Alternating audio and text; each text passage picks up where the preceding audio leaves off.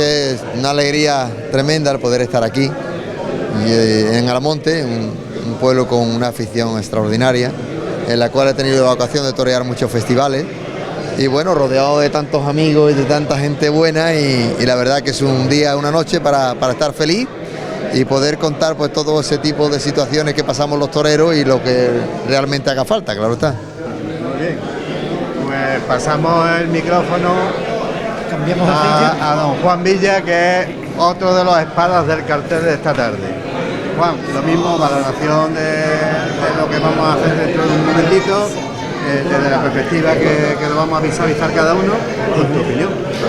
Bueno, tenga en cuenta que este es mi pueblo, ¿no? Y el hecho de estar esta noche aquí para mí quizás tan más especial que para nadie, ¿no? Hablar de toros, que es algo que me gusta, estar tan bien acompañado y bueno, y esperando también que el que coordina la mesa nos sorprenda y nosotros podamos a la vez sorprender al público, así que en principio encantado, ¿no?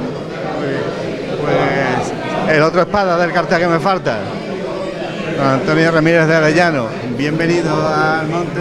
Muchas gracias. Y bueno, como decía yo, el otro espada del cartel que tiene algo que decir sobre lo que debe de pasar esta noche. Venimos a torear una corrida consistente en hablar de la cultura, de la ciencia, de los toros y del arte de torear en el mundo de la tauromaquia. Es para mí un placer estar aquí, lo primero, invitado por el Club Taurino, de aquí de Almonte, aquí en este sitio tan especial también, que es ¿cómo se llama? El Casino de la Paz, exactamente, el Casino de la Paz. Y bueno, a mí me toca, a cada uno de los espadas tenemos una función. Evidentemente tenemos al maestro Espartaco por hablar de toros, que es de lo que él de verdad sabe, de arte, de cultura nos hablará Juan, y a mí me toca hablar de ciencia. Y yo creo que alrededor del mundo del toro pues hay de verdad mucha ciencia, una ciencia que está incorporada a algo que hacen los toreros, que es excepcional, que es arte a su vez. Muchas gracias. Pues de las espadas pasamos al empresario. Presidente de la Peña, Fernando de Toro, también va a hacer su valoración sobre el día de hoy. el sentimiento como empresario. Bueno, pues muy bien, es una cosa que me alegro muchísimo. Buenas noches, de que está ocurriendo también en la plaza, que en Almonte se llena. Y hoy, bueno, ahora lo veréis en la cámara, que esto está lleno. Pero lo que más agradable es que hay casi el 50% son mujeres. Es una cosa agradable que ya estamos contando, nos invita a seguir sumando y a seguir motivándonos para hacer otros eventos. No somos profesionales, pero sí estamos rodeados de los mejores, por lo menos hasta ahora, y que yo reparta suerte y que la bien de Rocío nos acompañe.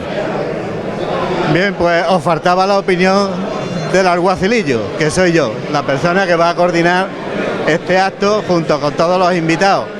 Soy Paco Guerrero, periodista de Vuelo Información, y desde luego yo lo que espero mucho de este acto es que la Peña Fernando del Toro ha logrado concitar un cartel que va a mirar desde las distintas aristas de la fiesta, con distintas versiones, siempre al mundo del toro. Creo que es un debate interesante, creo que es una apuesta importante, y espero que a través de vuestras cámaras llegue todavía a mucha gente más de los que estamos aquí reunidos. Así que muchas gracias a vosotros. Buenas noches. Lo primero deciros que el paso doble que ha sonado es el paso doble de Juan Antonio Ruiz Espartaco, que es una verdadera joya. Bueno, pues ahora me toca a mí hablar. Me tengo que poner las gafas porque el último día se me olvidó y no pude decir nada. Bueno, pues buenas tardes y sean bienvenidos al segundo evento Psico, Cultura, Ciencia y Tauromaquia, con el que desde la Peña Taurina de Almonte, que me honra presidir, queremos dar continuidad a un empeño doblemente irrenunciable. De una parte, dar a conocer los valores que identifican al toro bravo y todo ese mundo maravilloso que gira en torno a él, desconocido a veces por el gran público, y de otra, incidir en la superación de los clichés y estereotipos que desde ciertos sectores se nos intentan imponer de forma artificial y intencionada a todos los que amamos este mítico rey de la dehesa. Vaya por tanto este evento por todos aquellos aficionados y aficionadas, que cada vez son más, que nos precedieron en el conocimiento, en la defensa y en el amor al toro de lidia y al campo bravo, entre todos los que me permitiré esta noche citar solo a algunos de los máximos exponentes de nuestra cultura, a la par que apasionados de nuestro místico tótem, tales como Alberti, Vicente Alexander, Jorge Guillén, Pedro Salinas o el mismísimo Federico Lorca, quien dejó para siempre escrito que los toros es la fiesta más culta del mundo. Con estos objetivos nos concitamos esta noche, honrándonos de nuevo en poder contar con una terna del más alto nivel en cada uno de los ámbitos que hoy se sienten en nuestra mesa taurina. En primer lugar, nos acompaña hoy un torero de época que escribió su propia leyenda a base de pundonor, elegancia y valor. Así toreó y así es como vive Juan Antonio Ruiz Román Espartaco, porque así es como él entiende el mundo. Hoy es formal y de palabra, hombre formal y de palabra, cercano y siempre dispuesto a ayudar a quien lo necesite, trabajador incansable y padre entregado a su familia, amigo de sus amigos y espejo de bondad y de buen hacer, tanto en el ruedo como en la vida. Gracias, maestro. Le acompaña en la suerte el catedrático de Física y licenciado en Economía, el rector de la Universidad de Sevilla y ex consejero de la Junta de Andalucía, don Antonio Ramírez de Arellano y Baena, además de la excelencia académica e intelectual, amén de su altura como representante público. En Antonio nos encontramos a un sevillano de pro, bético confeso y sobre todo un auténtico apasionado del toro y de su mundo. Antonio es un profundo conocedor de este arte, de sus reglas y de su activa y arraigante social. En resumen, un gran hombre de eminente científico, un reconocido político y un grandísimo aficionado al toro bravo, de quien la prensa en su momento escribió que le habría gustado ser el consejero del mundo del toro durante su etapa política en la Junta de Andalucía. Gracias, Antonio, por honrarnos con tu presencia. Y cierra el cartel Nan Montaigne. ¿Le habéis puesto agua a todo menos a mí? Que representa el pasado, el presente y el futuro de nuestro pueblo. Y digo esto sin ánimo de incurrir en grandilocuencia ni en nada, sino muy al contrario, ciñéndome a una realidad constatable. Pues Juan Villa es, esto lo hemos escrito todos los de la Peña, ese hombre bueno de Almonte que conoce y participa activamente en todas y en cada una de nuestras ancestrales tradiciones, ya sea montado a caballo,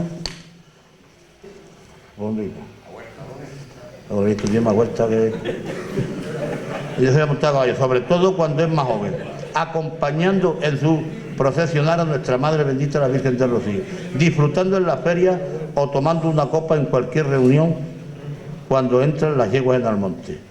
Es Juan Villa todo eso, pero también es un hombre que tras pasar 40 años inyectando en los jóvenes el amor por las letras, dedica ahora su tiempo en la creación artística y literaria, la investigación y la divulgación. Por eso Juan es tradición, historia, vanguardia, cultura y arte.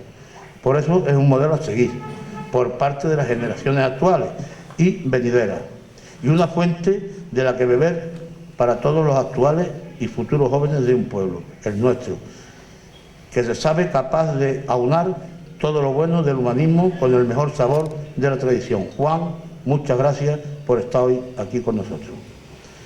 Y todo ello será conducido y moderado por un grande del periodismo taurino como es Paco Guerrero, un jiennense afincado en Moguer, que ya conoce nuestra peña y nuestro pueblo, que nos apoya siempre y siempre aporta algo nuevo en cada conversación sobre eso que nos une y nos apasiona, el toro bravo. Sin más, y esperando sea del agrado de todos ustedes este segundo evento que con tanto esfuerzo y cariño hemos preparado, paso la palabra a nuestra presentación, Paco Guerrero. Buenas noches y muchas gracias.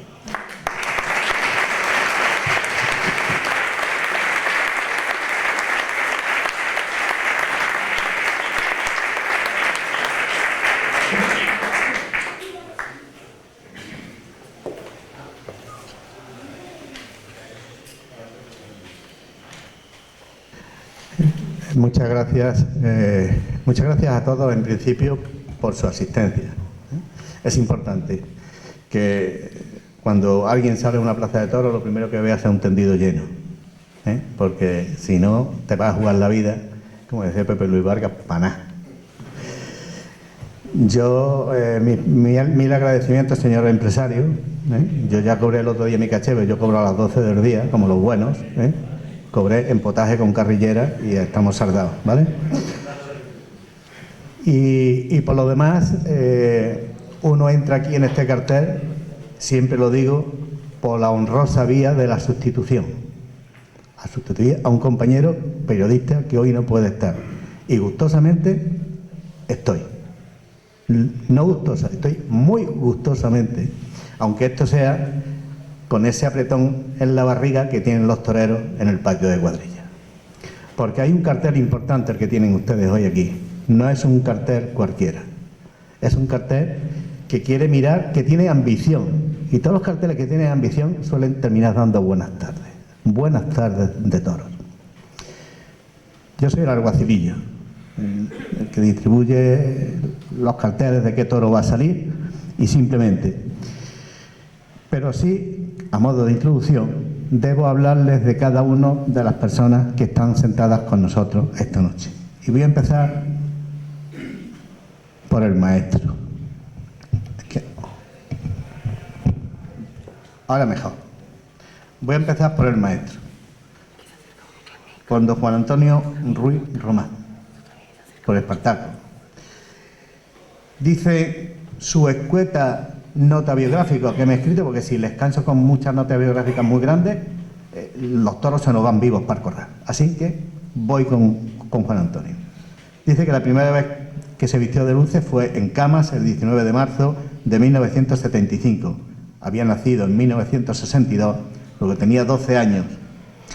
Durante 2 años, porque no podía hacerlo aquí, recorrió América en la parte seria del espectáculo cómico de taurino cómico del Chino Torero. ¿Qué tiempos se nos han ido? ¿Qué tiempos se nos han ido para hacer cantera en el toreo con lo que significaba esa gran escuela, a veces denostada y pocas veces defendida? Primero en el escalafón, yo no tendría que decirlo, conocen ustedes la historia. Juan Antonio mandó en esto, y mandó de verdad. Has dicho torero de época, sí, torero de época, porque incluso después de terminar su carrera seguimos hablando de Juan Antonio, lo queremos tener en todas partes con nosotros y es un eje importante para que siga siendo ese banderín de enganche de la fiesta. Por lo tanto, cosa importante. Dice que se retiró en el 2001, pero no se había retirado definitivamente porque volvió a retirarse en el 2015 cuando dio la cara por aquella feria de Sevilla y se vistió de torero para honrar a una fiesta que otros estaban deshonrando por dinero. Vayamos a dejar las cosas claras. Tiene la medalla de oro al mérito de las bellas artes y la medalla de Andalucía. Bien pagado, por lo menos con esos 2 trofeos, los que tiene usted en su exportó. De don Antonio Ramírez de Arellano dicen sus notas biográficas, las pocas que he extraído, que es catedrático de la Universidad de Sevilla, institución de la que es profesor e investigador desde 1988. Entre 2012 y 2015 fue rector de esta universidad, de la que con anterioridad había sido vicerrector, director de los Servicios Generales de Investigación y vicedecano de la Facultad de Física. Es doctor en Física y licenciado en Economía por la Universidad de Sevilla. Entre 2015 y 2019 fue consejero del Gobierno de la Junta de Andalucía y, lo que más me interesa, miembro del Consejo de Asuntos Taurinos de Andalucía por designación del Parlamento. Y aquí me paro. Me he ahorrado todos los libros y publicaciones que tienen estos señores porque es cuantioso y nos va a ocupar la hora que vamos a utilizar en hablar de todo. Así que me disculpen, pero si no, ya lo hacemos en otro momento. Y me falta el tercer espada del cartel. Lo conocí el otro día y la verdad que es un encanto de persona de esos que te llevas a casa para charlar mucho tiempo, porque es un ameno conversador. Juan Villa, Almonte, Huelva, nacido en 1954. Estamos sacando hoy todos los secretos de familia, ¿eh? Licenciado en Filosofía y Letras por la Universidad de Sevilla, profesor de Lengua y Literatura, investigador, miembro del proyecto de excelencia de PAIDI, Archivo Documental de Percepción y Representaciones de Paisajes Andaluces de la Universidad Pablo Olavide de Sevilla, miembro del proyecto de investigación sobre el hábitat de Doñana en la Universidad Hispalense. Yo resumiendo, es un hombre que ha escrito de Doñana, que le encanta Doñana, que vive en Doñana y que es el que más sabe de Doñana, el mismo para escribir de Doñana. Así que ha aclarado todo ese currículum. Y ahora nos quedamos con el toro en la plaza. porque no han oído ustedes clarines y timbales, pero han sonado. Y tenemos el primer toro. Y como este debate quiere mirar la fiesta desde distintos ángulos y distintas perspectivas, que por eso está este cartel aquí esta noche, yo le voy a dar la palabra a don Juan Villa, porque va a hacer un entronque con su papel esta noche, hablando de los toros en la novela.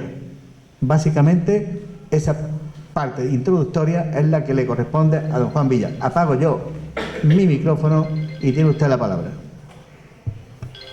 Ya, va bien, ¿no? Bueno, buenas noches antes que nada y gracias a la Peña Taurina por haberme invitado junto a este cartel tan imponente, tan impresionante, ¿no? Como decía Paco, mi misión es conectar los toros con la novela. Bueno, yo soy novelista, entonces yo de otros aspectos de la tauromaquia no podría hablar, pero bueno, de lo que es la novela y el toro, pues más o menos, ¿no? El toro ha estado conectado con la literatura desde los orígenes de la literatura, ¿no? El poemas de Gilgamesh, Mesopotamia, Homero, en fin, Grecia, Roma, ha estado siempre ahí el toro, ¿no? Pero el toro en la novela es mucho más reciente, lógicamente, ¿no? Primero porque el toro dentro del esquema de la tauromaquia es muy reciente, es algo que, como sabéis, arranca en el siglo XVIII, ¿no? Que no es algo ancestral ni nada por el estilo. Las primeras novelas en que aparece el toro, el toreo, el mundo del toreo, la tauromaquia, estas novelas aparecen alrededor de 1830, el 19, en el primer tercio del 19, y además son de autores extranjeros. No hay en principio ningún español que escriba novelas sobre toro. Hay, por tanto, varias novelas que tuvieron una gran trascendencia, no únicamente ya en la literatura, sino en el cine, en la ópera, por ejemplo, a Carmen de Mérimée, ¿no? El toreador, en fin, que hay una serie de novelas ahí que pasaron luego y que se mantuvieron en distintas formas de arte, y que además fueron también la fuente de una serie de escritores españoles ya en la segunda mitad del 19, que ya empezaron a escribir sobre toros, sobre tauromaquia, ¿no? De todas maneras, la novelística del 19 en relación con los toros es, digamos, menor. No hay grandes títulos ni grandes escritores que escriban sobre toros. Los grandes escritores del 19 en España pues no tratan el tema de los toros, ¿no? Los románticos, por ejemplo, pues hacen una literatura sobre el toro bastante endeble. Luego viene el realismo, que es la gran novela del siglo XIX, y igualmente los novelistas del realismo no tienen especial afición, ¿eh? Hay algunos novelistas que introducen de una manera más o menos tímida el tema taurino, pero no hay tampoco grandes novelas. En el naturalismo, sin embargo, que es lo que viene a sustituir ya finales del XIX y principios del XX, hay una novela muy significativa, que es la novela de Blasco Ibáñez, Sangre y Arena, que es una novela que luego se llevaría al cine, se harán 3 versiones, y ya el toro, por estos años, estamos hablando ya de 1900, empieza a tomar cuerpo en la novela, ¿no?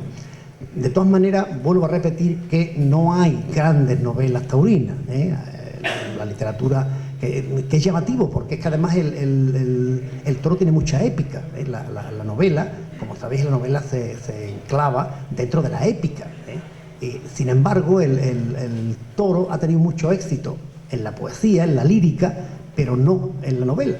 Digo que es una cosa a priori sorprendente, ¿no? Pero bueno, es así, eso habría que darle muchas vueltas para dilucidar por qué razón no hay grandes novelas de tema taurino. Ya metiéndonos en el siglo XX, aparecerán en una serie de novelas importantes, aunque bueno, estuvieron muy restringidas, ¿no? A públicos, no fueron nunca unas novelas, nunca fueron bestsellers, por decirlo de alguna manera, ¿no? En Las Águilas, de Parmeno, para mí es la gran novela del toreo, ¿no? Creo que es la novela más importante que se escribe desde, creo que de 1907. Luego está una novela que, bueno, una novela no es una novela, es una biografía, ¿no? de Chávez Nogales, que es la biografía de Belmonte, que para mí es lo mejor que se ha escrito sobre toro, ¿no? Que es fascinante, ¿no? Es algo que yo aconsejaría leer, porque es una gozada, es un gusto leer esta novela, igual que la de Parmeno, Las Águilas es también una magnífica novela, ¿no? Luego ya, avanzando el siglo, ya en la segunda mitad del siglo XX, ya en la etapa de la posguerra, aparecen una serie de escritores, José María de Lera, en fin, hay una serie de escritores que tratan el tema y hay novelas, un número relativamente importante de novelas, pero que, como decía al principio, tampoco llegan a tener un nivel de calidad tan importante como para romper. Son novelas que se quedan siempre en un ámbito muy restringido, en el ámbito de los aficionados. Sí que algunas de estas novelas pasan al cine y se hacen más populares, pero tampoco llegan a hacer, como decía, como ocurre, como decía antes, con la poesía, ¿no? Que hay piezas líricas de Lorca, de Alberti, que están en lo más alto de lo que es la poesía, ¿no? No, esto no ocurre desgraciadamente con la novela y, repito, no sé por qué, porque si hay algo épico en este país es justamente el toro, ¿no? Y ya en el siglo nuestro, en el siglo XXI, la verdad es que ha habido muy poca, casi ninguna, ¿no?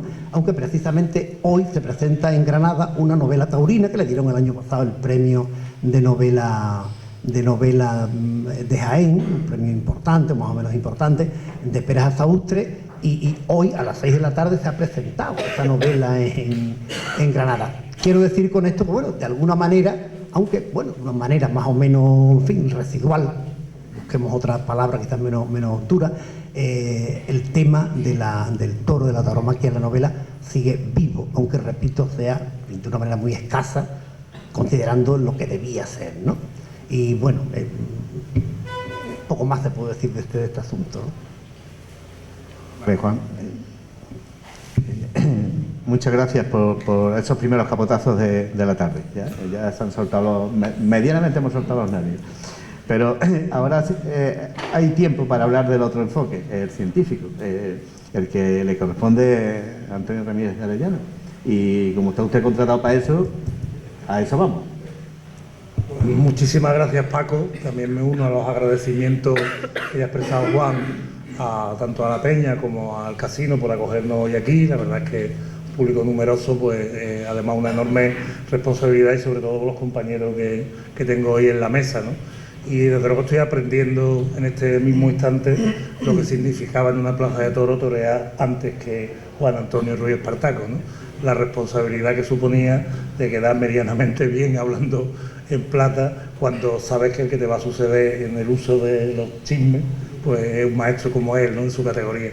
Persona que además tiene un aprecio personal muy grande y hemos compartido muchos ratos muy buenos y para mí de verdad un honor pues importante acompañarle hoy aquí. Me gustaría decir, antes de responderte a la pregunta, una pequeña reflexión de cómo he llegado a ser aficionado a los toros, ¿no? Porque evidentemente si soy capaz de tener una perspectiva, llamémosle, científica, ¿no? Desde el mundo del conocimiento, para hablar de una manera más amplia, ¿no? De los toros, es porque antes de nada soy aficionado. Y desde luego yo soy un aficionado originariamente improbable, pero seguramente.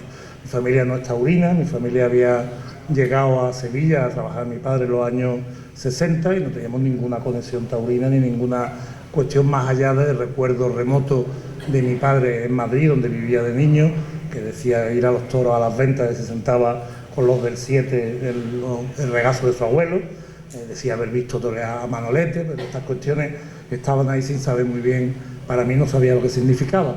La primera vez que vi una corrida de toros, que recuerde, fue en Plasencia, y recuerdo muy pocas cosas de esa corrida.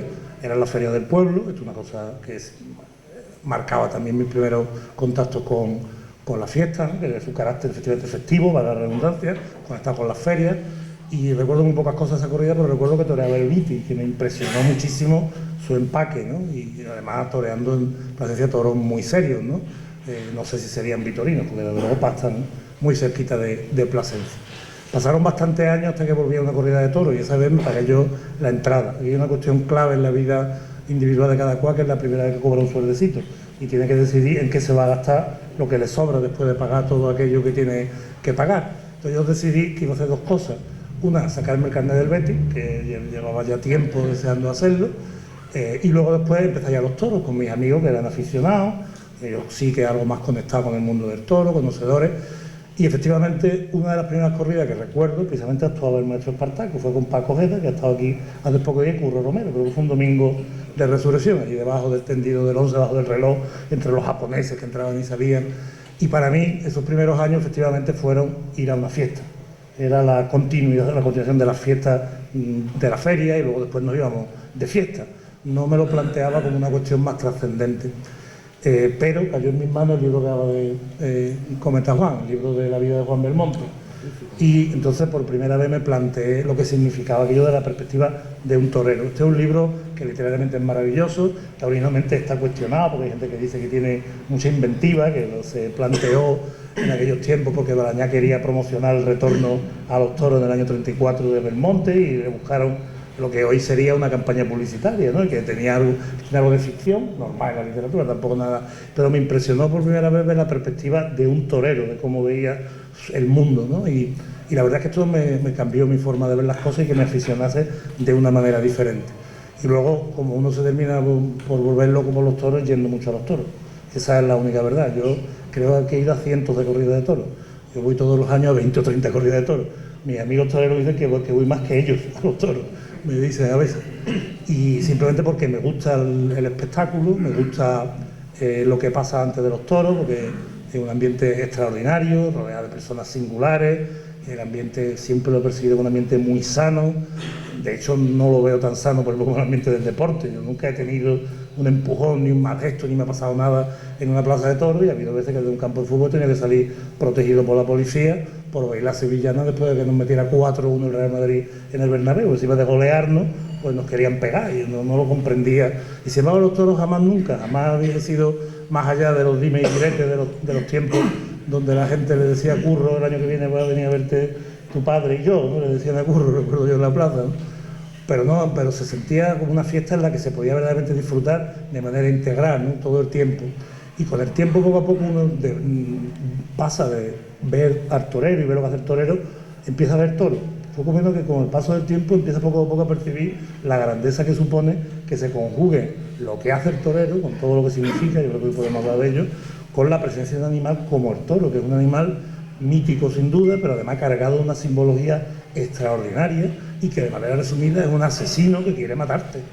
Es así, es una cuestión que se dice así y es así. Y los toreros con una simple tela, con unas telas de distintos... Perdón, nos paramos, porque me está destrozando la entrevista.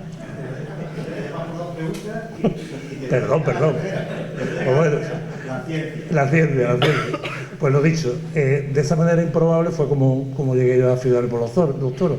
Y evidentemente comprendí que lo que sucede finalmente cuando se combinan todas estas cosas que he mencionado es que los toros es una actividad profundamente humana, una actividad diseñada por el hombre para dominar al animal, a un animal bravo, como estaba diciendo, y por lo tanto es objeto de todos aquellos elementos que constituyen el conocimiento humano. Por lo tanto, es objeto del arte y de las humanidades, como aquí hemos comentado.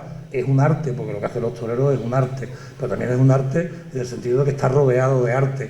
Es una cuestión, como digo, que tiene que ver con muchas de las cuestiones de nuestra historia, de cuestiones filosóficas profundas respecto al comportamiento de los hombres. También es, por llevarlo a otro terreno, también es ciencia de la salud, porque el mundo del toro requiere saber de animales, requiere saber de la sanidad, del tratamiento de las cornadas, también es ingeniería y arquitectura, las plazas de toros, lo que suponen, etcétera, etcétera. También es ciencias sociales y jurídicas, porque hay normas, hay cumplir normas y hay economía, ¿verdad, maestro? Que hay que vigilar, porque es evidentemente un espectáculo público y tiene esa dimensión. Y desde luego también es ciencia. Además se puede ver de dos maneras muy bonitas. Tenemos aquí un experto en este tipo de cuestiones que intervino el otro día, ¿no? Desde luego, para empezar, allí se conjugan movimientos, hay trayectorias, hay movimientos de curvas, hay encuentros entre un animal que se mueve en una trayectoria y se encuentra con un torero que se mueve en otra, que intenta dominar justamente la trayectoria, lo que se llaman las embestidas, y luego después, por supuesto, son dos entidades, dos objetos que se están moviendo, ahí es donde entra la física en juego. Y finalmente, pues por supuesto, es química, ¿no? Sin duda, ¿no? También es química y también es biología. De tal manera que la ciencia es algo totalmente que impregna la tauromaquia como actividad puramente humana. Totalmente. Y yo, perdona por el capotazo, Antonio, pero es que lo tenía que hacer porque es que yo llevo toda la tarde preparándome mi entrevista para un físico. Estoy preparando mi entrevista para un físico. Y ya estaba cerca de las leyes de Newton. O sea, es que ya iba lanzado, es que ya estaba con masa, con velocidad, todo con rozamiento, con todo. Entonces, vamos a pararnos, nos paramos. Gracias, gracias. Sí, porque esta tarde va a ser de pararnos. Me vaya a perdonar, yo voy a ser el ingrato, que voy a tener que pararnos, pero lo voy a hacer, porque está aquí el único que se ha puesto delante de un toro y todavía no ha dicho nada. El único de todos nosotros que se ha puesto delante de un toro. Y no voy a ir primero a eso, Juan. Voy a ir a la percepción primera de la persona, la primera vez que entra a una plaza de toros, de chiquillo, ¿qué te sugiere, qué te deja en la retina como persona, más aquel escenario y aquel espectáculo, ¿no? Bueno, ante todo, buenas noches.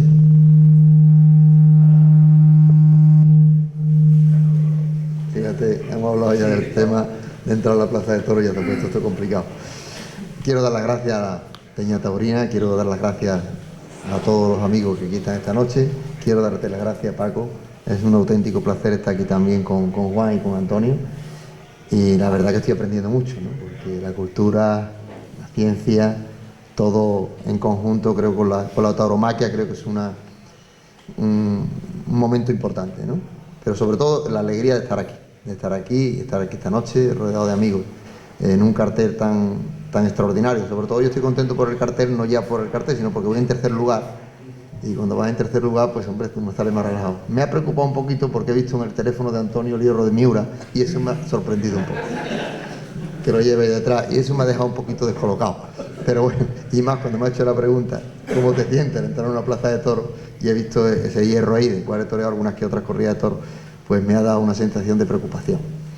Pero dicho todo esto, cuando uno entra en una plaza de toros, lo que te da es un respeto tremendo y muchísimo miedo. Yo lo que he sentido siempre, el hecho de ver una plaza de toros es miedo, la sensación de miedo, de respeto y de que lo que ocurre, ¿no? Es una liturgia, lo que ocurre en una plaza de toros. De hecho, tanto tiempo en una plaza de toros que aunque uno está ahora mismo retirado del mundo del toro, cuando entra a una plaza incluso a ver una corrida de toros, o bien ser con espectadores o a ver a algunos compañeros, pues realmente tiene una sensación muy inmensamente grande, porque van a suceder en unos minutos, en lo que pueda suceder en una corrida de toros, que a veces pasan desapercibidos muchas cosas, pero bien es verdad que ocurren 500 o 600 milagros, ¿no? Cada sensación es cada momento, desde que empieza a hacer el paseillo que todavía no ha salido el toro, pues hay unas connotaciones muy especiales, ¿no? En el cual pues uno cuando está ahora en el tendido y lo ves, pues las connotaciones especiales te las puedo contar. Pues la referencia cuando uno está pensando, Dios mío, todo el mundo se está colocando, todo el mundo está más o menos preparado, todo el mundo está ahora prácticamente con un miedo tremendo, una tensión extraordinaria y todo el mundo está esperando a que le diga el alguacilillo, como bien contaba antes Paco, que faltan 5 minutos, pónganse el capote de paseo. O sea, esa sensación nunca se te olvida. La sensación de decir, faltan 5 minutos, uno le está preguntando siempre a la cuadrilla cuánto queda, cuántos faltan, estás intentando... Las sensaciones son muy fuertes porque esta anécdota que siempre te dicen mucha suerte y te dice muy bien, muchas gracias. Si ve usted a mi padre por ahí, dígale usted que lo dice, no, y está hablando con el padre. O sea, la sensación que tienes cuando está vestido de torero. Yo he tenido la gran suerte o la gran satisfacción de haber podido vivir esos momentos y quizás por eso le doy una importancia tremenda. Y lo puedo decir ahora que estoy retirado del toro, le doy una importancia tremenda a todos mis compañeros que son capaces de poder llevar a cabo ese esfuerzo delante del toro. No ya por el miedo al toro en sí, sino por el miedo a las circunstancias y a la responsabilidad de estar delante de un público. Un público que tiene muchas connotaciones en una plaza de toros y en muchas ciudades. No todas las connotaciones de la plaza de toros son todos iguales. ¿Por qué? Porque conectar, aparte del toro, esa conexión que hablaba antes Antonio, esa conexión es muy difícil, porque no es lo mismo el que se sienta en el sol y está pasando calor que el que está en sombra y está fresquito. Las sensaciones son diferentes. Y no es lo mismo los que están en un momento determinado de la plaza de toros, porque van con unas sensaciones diferentes, a otros que vienen a lo mejor de otra ciudad totalmente diferente. O sea, cambia el concepto, incluso la personalidad de concebir lo que es la corrida de toros. Claro, y después, cuando uno está haciendo el paseillo o cuando uno está en la plaza de toros, te encuentras que tienes que poner de acuerdo a 8, 10, 15 o 20.000 personas, totalmente algunas veces diarias, en distintos sitios, con distintas formas de pensar y disfrutando de su feria totalmente con una personalidad distinta, pues eso no es fácil. Y con todo y con esto todavía no ha salido el toro. Entonces, luego sale el toro y normalmente lo echa todo a perder. Parémonos en que no ha salido todavía el toro. Juan, yo quiero rascar en la memoria de aquel niño que su padre era torero. Yo quiero conocerte en esas sensaciones, en ese pulso donde no estaba Juan Antonio Ruiz Espartaco. Era un niño que veía a su padre llegar de torear, que estaba en casa y que a lo mejor jugaba o no jugaba al toro. Yo no sé si había cine de verano en tu pueblo y si iba a plaza de toros, pero ese ambiente de traje de torear, ¿qué te decía a ti? ¿Qué significaba para ti? Bueno, yo veía a mi padre, y es que, claro, las sensaciones de vivencias de mi padre son muy difíciles, porque no había cine de verano, ni había cine, y a lo mejor había una televisión en el pueblo, tampoco era... Entonces yo veía a mi padre de vez en cuando entrenar en una era donde en verano los trillaban con los mulos, iban trillando en la era que había en el pueblo. Lo veía a mi padre de vez en cuando con un capote en la mano pegando lances ahí. Vamos, yo no sabía lo que eran lances. Ya veía a mi padre con un trapo hacia arriba y hacia abajo. Y a partir de aquí, que lo veía hacia arriba y hacia abajo, siempre recuerdo a mi padre en los hospitales. No sé, porque siempre le digo, papá, pero ¿cómo podía hacer? Estaba haciendo el paseillo y yo lo cogía. Era una cosa tremenda. Entonces lo recuerdo en los hospitales, ¿no? Recuerdo las habitaciones todas blancas. Bueno, recuerdo unas sensaciones muy raras, siempre herido, mi madre llorando. O sea, yo lo que veía del mundo del toro no me gustaba absolutamente nada, porque... Y después veía a mi padre, los cuales mis compañeros de colegio decían, tío, tu padre está loco, porque está ahí pegando capotazos, y ahí ni hay toro, ni hay nada, y al viento. Tampoco se entendía mucho el toreo de salón.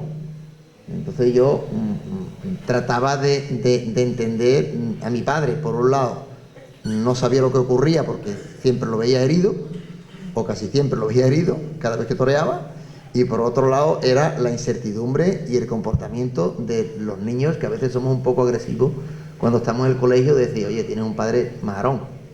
Entonces, claro, la historia de la tauromaquia en mi vida personal, pues indudablemente no era, digamos, algo que a mí me pudiese gustar. De hecho no me gustaba, yo la rechazaba incluso, ¿no? Pero bueno, a lo largo del tiempo, pues empecé a mentir sobre lo que era mi padre, o a mentir sobre algo que yo quería engrandecer a mi padre de alguna manera que realmente no existía o no existió. Entonces, pues, que fue torero, que fue banderillero, que fue un hombre, un luchador tremendo en la tauromaquia, pero que yo, para engrandecerlo a él, decía cosas de mi padre que no habían ocurrido ni ocurrieron con el tiempo, ¿no? Pero bueno, esa satisfacción mía fue la que me hizo quizás entender la tauromaquia, el intentar hacer feliz a un padre. A través de yo intentar darle esa felicidad a mi padre, fue por la cual yo entré en el camino de la tauromaquia y del mundo del toro. Si no hubiese sido por eso, pues a lo mejor yo no hubiera sido torero. Pues te agradezco mucho esa respuesta, porque era que estaba esperando, ¿sabes? Te la agradezco mucho. Porque después de todo eso, de todas esas marcas que deja la vida en la que vive Juan Antonio, a los 12 años vas a ponerte delante de una red, debutas en público vestido de torero. Bueno, para un niño de 12 años, camas tú a lo mejor no tenías la noción de lo que significa antes camas, después en el toreo, pero era una plaza de toros con gente, con público, un niño de 12 años que después de todo lo que ha vivido se hace torero. aquella tarde inevitablemente tiene que marcar a la fuerza, y esos rasgos se quedan marcados a perpetuidad. Háblanos de aquella primera tarde. Aquella primera tarde yo era un niño, tenía 12 años, me vestí de torero, llevaba el cartel todos los días al colegio para que me vieran mis compañeros de que iba a torear. Todo eso era muy bonito antes de torear. Cuando llegó el día que me puse el traje de torear, me encontré con un peso tremendo. Yo digo, Dios de mi vida, ¿esto cuánto pesa, no? Poderte mover con esto, ¿no? Yo no puedo moverme con esto. Yo iba totalmente... Y cuando llegué a cama y salió el becerro, me movía, pero no veo con qué soltura. pero la verdad es que aquel día fue una enorme felicidad, porque toreé con Emilio Muñoz y con Parrilla, que era de Morón, una novillada del Conde de la Maza, unos novillos. Y bueno, y fue un día de éxito, ¿no? Un chavalito joven, con 12 años, y cuando yo toreé ese día, pues yo me pensaba que era un héroe, que era alguien importante, hasta que llegué a mi casa. Iba contento en el coche hasta que llegué a mi casa y mi padre me cogió y me dijo, vaya petardo que has pegado y lo mal que has estado. Ahí me di cuenta que ya todo era totalmente diferente. Pero bueno, dentro de eso son anécdotas que se pueden contar y que me sentí muy bien porque intentaba hacer cosas que a lo mejor pues mis amigos pues no podían hacer, y pues a lo mejor te daban una importancia extraordinaria por haber hecho aquello, pero nada más, no sentía nada más, era intentar hacer cosas que como los demás eran superiores, a lo mejor estudiando eran mejores, otros eran mejores en el deporte, otros eran mejores en sus cosas, pues digo, como aquí nadie se va a poner delante del novillo nada más que yo, pues aquí no hay ninguno mejor que yo en mi pueblo. Entonces era la única manera de competir con ellos en el colegio, y este fue mi primer comienzo, mi primer sentimiento en cuanto a torero. Pues lo dejamos ahí planteado, para ir corriendo por la banda, porque sí tengo yo otras preguntas aquí. Ahora voy yo con mi guión, ¿vale? Y mi guión es para el hombre de ciencia, ¿eh? Y quiero preguntar, porque estamos intentando que estas charlas, estas conferencias, provoquen el enfoque desde distintas miradas, siempre hacia el mismo foco, pero de distintas miradas. Y yo pregunto, desde ese análisis, ¿qué provoca la razón al científico? Porque os movéis por la razón. La ciencia se mueve por la razón, no se mueve por el corazón. ¿Qué se piensa del toreo en esos círculos donde usted profesionalmente camina? Pues yo lo que me he encontrado siempre en el mundo de la ciencia es lo mismo que en el resto de la sociedad. En el mundo de la ciencia hay gente que le gustan los toros y son buenos aficionados, porque como decía, no discurre exactamente por ahí lo que sucede por el ámbito científico, lo que sucede en el toreo, sino que discurre seguramente por ámbitos más espirituales, ¿no? Más del gusto personal, de la búsqueda de esas emociones que ha señalado Juan Antonio, que realmente es lo que hace del toreo un arte excepcional, una situación excepcional, ¿no? Porque lo que sucede allí es verdad, lo que sucede allí es una realidad y es verdad. Lo que sucede es que, claro, la ciencia busca explicar los fenómenos, las cosas, buscando la simplificación y yendo al núcleo de los asuntos, incluso en los casos que se puede expresarlo a través de fórmulas matemáticas sintéticas que te dicen que una cosa es igual a otra multiplicada por otra, y a eso no se puede aspirar en el mundo del toro, porque tiene esa dimensión de arte, ¿no? de una cierta dosis de improvisación basada en una formación, una preparación tremenda del torero, basada en el esfuerzo que hacen los ganaderos por tener un toro que pueda responder de una manera razonable a la lidia, pero luego después lo que termina pasando es una cosa completamente inesperada. Lo único que sabe uno de una corrida de toros es a qué hora empieza y cuándo va a ser, y los toreros que probablemente vayan si no han caído heridos antes o no ha pasado algo, pero luego todo lo que pasa allí es cierto e inesperado, y por lo tanto pues para cualquier persona, inclusive una persona de ciencia, es algo auténticamente maravilloso, porque te comento, Paco, también en la ciencia hay una dosis de arte, también en la ciencia hay una dosis de inspiración, también en la ciencia hay una dosis de enfrentarse a lo desconocido, ¿no? A el toro del problema físico, del problema de cualquier tipo que sale por los chiqueros de la ciencia y tienes que enfrentarte a él a ver cómo lo lidias, ¿no? Ahí también lo hay, pero claro, tenemos instrumentos que nos permiten enfrentarnos a ello con seguridad. Lo mismo que los toreros no salen a la plaza sin saber, sin la técnica sea para enfrentarse a ese asunto. Pero por encima de toda ella, lo que yo siempre he visto en los toreros más importante es la mentalización, como ha dicho Juan Antonio, te permite enfrentarte a morir, que es lo que ellos se enfrentan. Eso nunca pasa en la ciencia por el momento.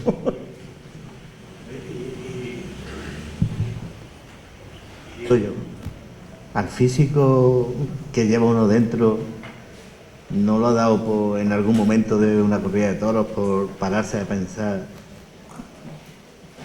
cómo determinamos el tema? Porque yo decía antes, las leyes de Newton, ¿no? Velocidad, masa, todo el conjunto. La cabeza de uno profesionalmente tiene que regular eso. A mí se me ha antojado alguna que otra vez, lo que pasa es que yo físico no soy, la probé de chiripa como pude, pero reconozco que hay una parte de realidad, de ciencia dentro del mundo del toro para explicar ciertas cosas, ¿no? Absolutamente.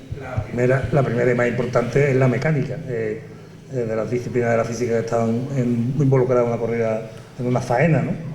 Porque allí lo que sucede es que hay un animal que tiene 500 kilos o más de masa, si es de Miura, ¿verdad?, que puede tener 600, y se está moviendo, un animal cuadrúpedo de 4 patas, que se está moviendo con unas reglas de movimiento basadas en sus limitaciones físicas, evidentemente, y el torero tiene que producir, hay unas embestidas, hay unas trayectorias que son en principio las naturales que tienen los animales, y el torero, con una simple tela, como decía antes, tiene que conseguir que esas trayectorias se conviertan en una cuestión estética que transmite. Es una cosa impresionante que también consiguen los toreros. Eso es los lances que tienen que ver con las telas, ¿no? Pero también en los lances que tienen que ver con el caballo se produce un choque entre un animal que ha pesado 800, 900 kilos, que es el caballo, con el toro. Lo que rodea al tercio de vara es una auténtica maravilla también, porque ves la vara apoyándose en un determinado ángulo, cómo los picadores son capaces de tumbar el caballo sobre los toros para castigarlo más o menos. También te ayuda a descubrir que el toro es bravo, porque la manera en la que empuja el toro al caballo te está diciendo, y además ahí también se dan unos vectores, una fuerza que se ponen en juego. Y lo mismo, ya no digamos lo que es probablemente uno de los momentos más singulares, lo que sucede con las banderillas, ¿no? Donde se produce un encuentro de trayectoria absolutamente peculiar, muy difícil de conseguir, en el cual termina el banderillero poniéndose en el balcón y poniendo la banderilla en un determinado sitio muy difícil y muy concreto, ¿no? Una cosa parecida sucede con la suerte de matar, donde el torero tiene décimas de segundo literalmente para tomar una decisión y actuar en consecuencia. Como digo, la parte o la disciplina, la parte de la física que aplica en el mundo del toreo es la cinemática y es la mecánica. Son las dos disciplinas de la física más importantes para explicar lo que sucede en una plaza de toros. Muchos conceptos físicos dentro de la lidia, y lo entronco con la pregunta que tenía aquí, porque cuando empezaste a nombrarlo digo, no, que te la lleva por delante.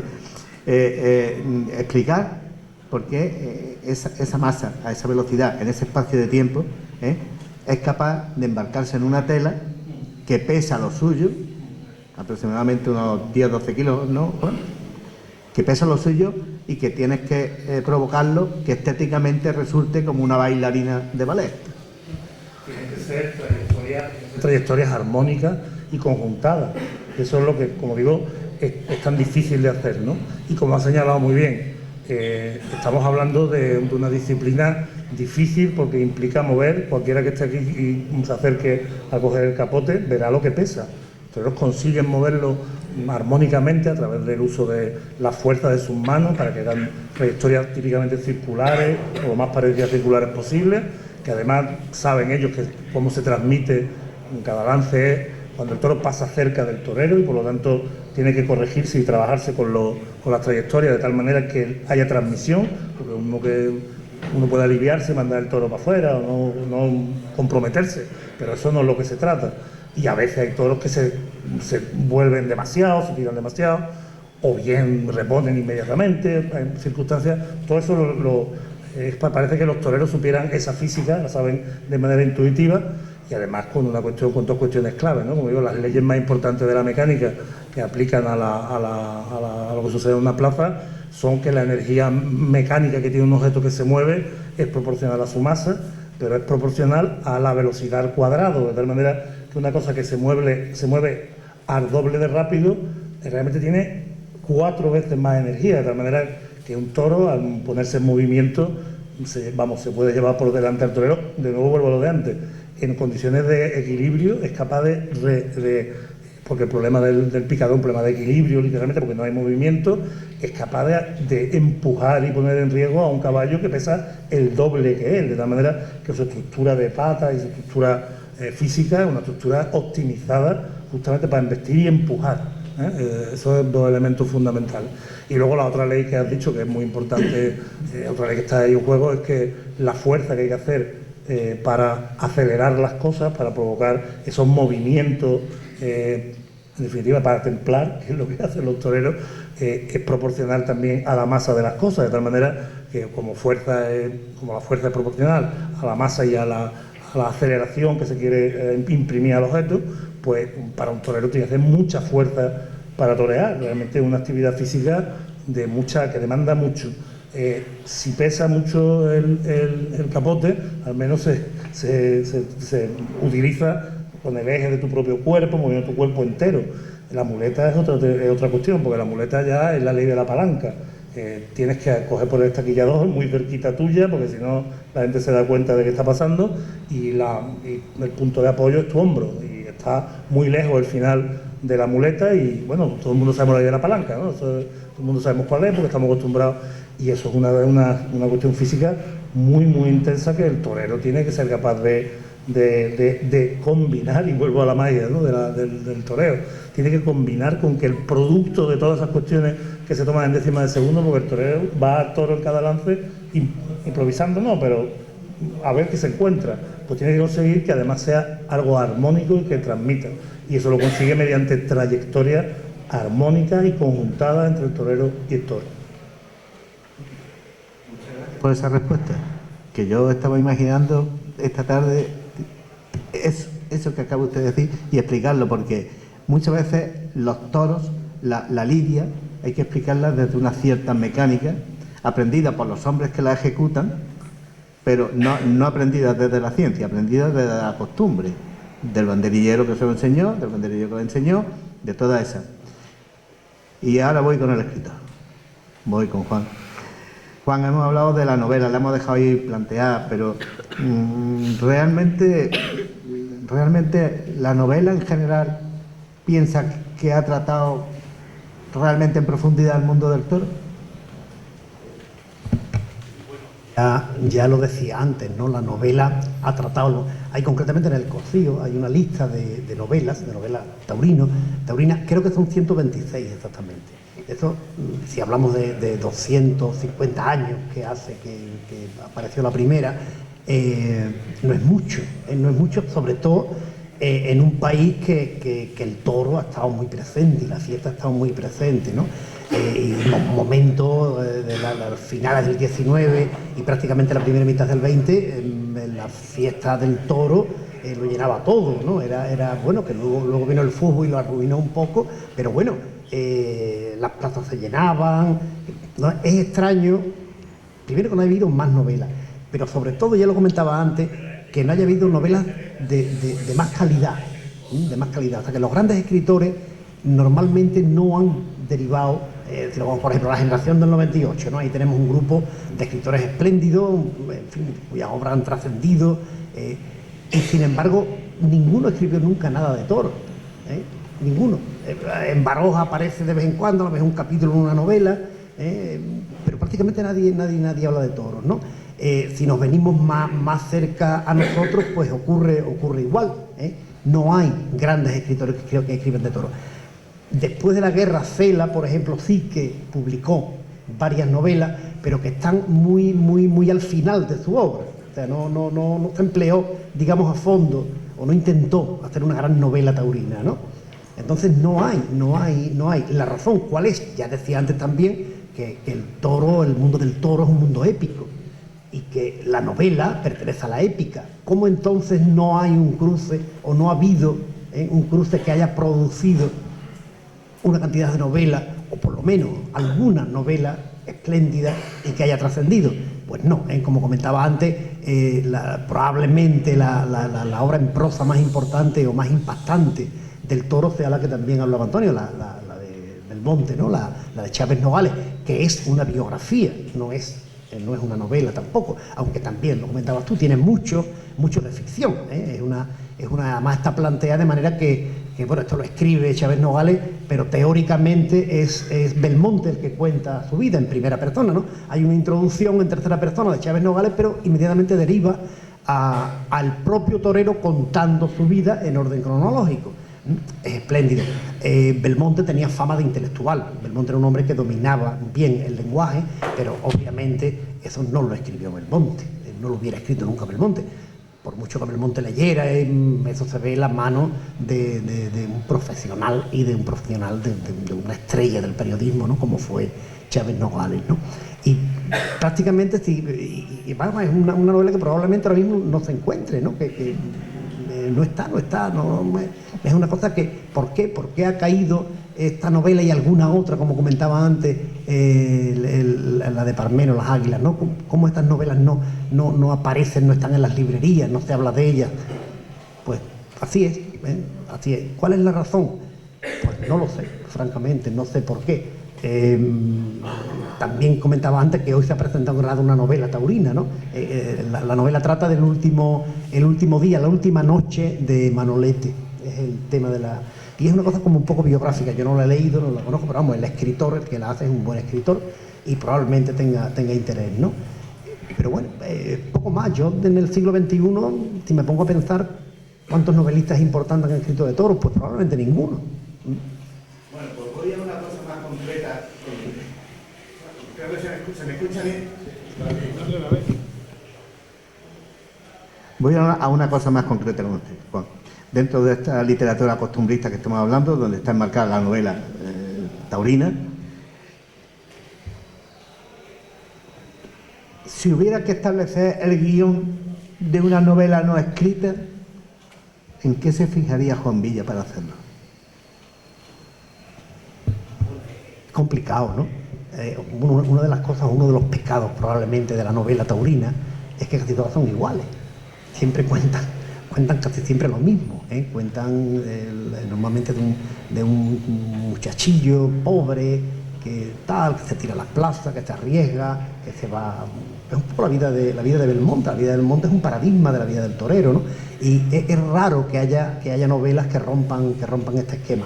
Probablemente también eso sea una de las culpas de esta literatura, ¿no? Que el que lee una dice, bueno, yo ya esto lo he leído, ¿no? Empieza de nuevo otra vez, ¿qué tal? Y te pones a leer una novela y otra, y en los primeros capítulos, pues siempre el muchachillo que se va, y qué tal, y que torea, se tira a la plaza, y más o menos cuentan lo mismo, y entonces puede aburrir. Efectivamente, el que dé, con lo que tú estás comentando, el que dé, con una nueva estructura, con un nuevo planteamiento, pues probablemente consiga hacer una novela importante, ¿no? Ahora, ¿cuál es? A mí me encantaría saberlo para escribirla, pero bueno, no la conozco. Pida usted, cuidado que nos vamos a acoplar, pida usted permiso en casa, métase en un coche de cuadrilla y termina escribiendo una trilogía. Seguro. Muchas gracias, Juan, por la aportación que estamos haciendo. Y vuelvo al torero, porque lo habíamos dejado con 12 años, debutando.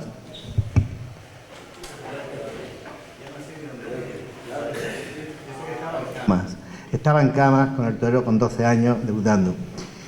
Y dándose cuenta ya, entre lo del padre y aquello de no ha estado bien, de lo duro que iba a ser esta historia.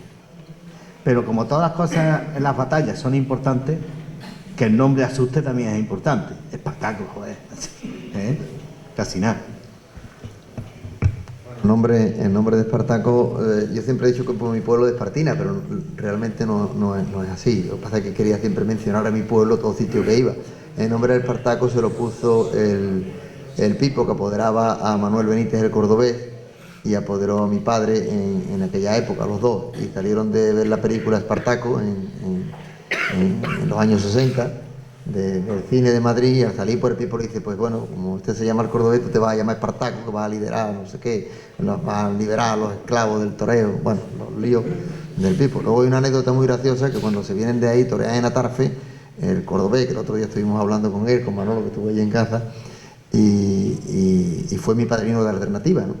Pero el cordobés antes, pues venían de Atarfe, mi padre había cortado 4 orejas y un rabo, y él una y una oreja, y el Pipo venía con su sombrero en un coche que era un Gordini, muchos de aquí son muy jóvenes y no lo habéis conocido, y venían con un frío tremendo de Atarfe a Madrid, y entonces empezó a decir el Pipo, este va a ser que se va a comprar una finca de riego y tú no vales nada, y entonces el cordobés se enfadó y dice, sí, se la comprará él, pero el coche es mío, lo he pagado yo, abajo los dos, y os vais andando. Entonces, que siempre el cordobés me dice, es que no tuve que hacer, ya, es que se pasaron conmigo.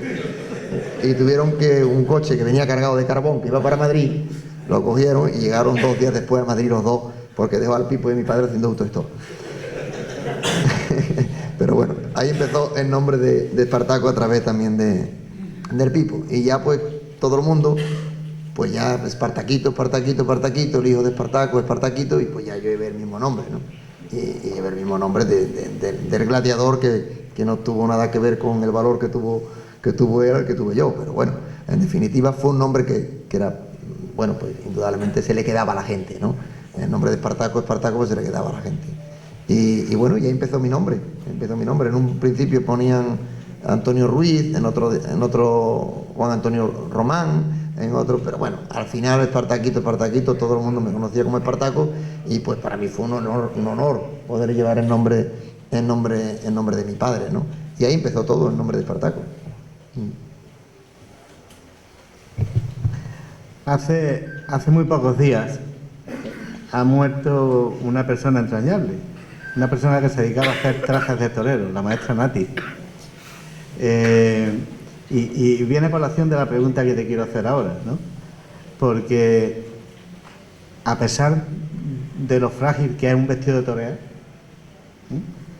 os lo ponéis y os transforma enteramente. Es curioso, ¿no?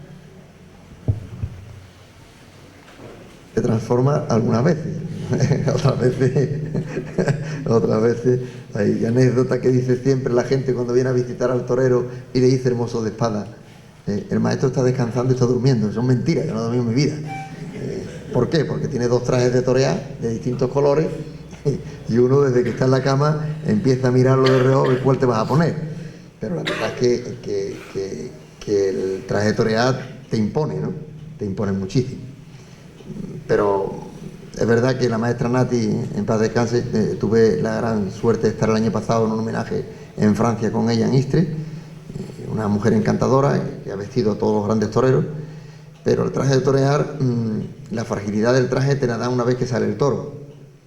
Esa pregunta que me tiene, porque hay veces que no nos podemos mover. Cuando vas para la plaza, te molesta todo, el cuello. Es más, cuando yo reaparecí en mi última corrida, le pedí el traje prestado a un señor, Pepe Reto, que se lo había regalado yo. Y todo el mundo decía, pero no te quieres gastar dinero en un traje nuevo. Y yo decía, y no por el traje nuevo. Es que yo prefiero uno que me he puesto que esté metido en una vitrina. Lo sacaron de la vitrina y me lo puse.